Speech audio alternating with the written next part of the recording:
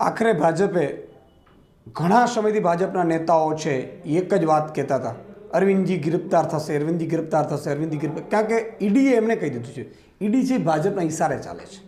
માનનીય અરવિંદ કેજરીવાલજીએ આખા દિલ્હીમાં એવું કામ કર્યું કે આખા ભારતમાં આમ આદમી પાર્ટી ઊભી થઈ એમના કામના કારણે, અને હિન્દુસ્તાનના એક એવા નેતા કે જેમણે કામના નામે મત માંગ્યા છે અને ખૂબ સારું કામ કર્યું છે.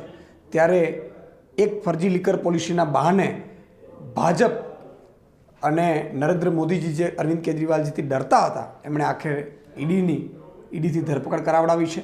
અરવિંદ કેજરીવાલજીની ધરપકડ તમે કરી શકશો, પરંતુ એમના વિચારોને તમે ક્યારેય કેદ નહીં કરી શકો. અરવિંદ કેજરીવાલજી અને આમ આદમી પાર્ટીના એક કાર્યકર્તા ઓર મજબૂતાઈથી લડીશું, કોઈ જેલથી ડરવાવાળા નથી.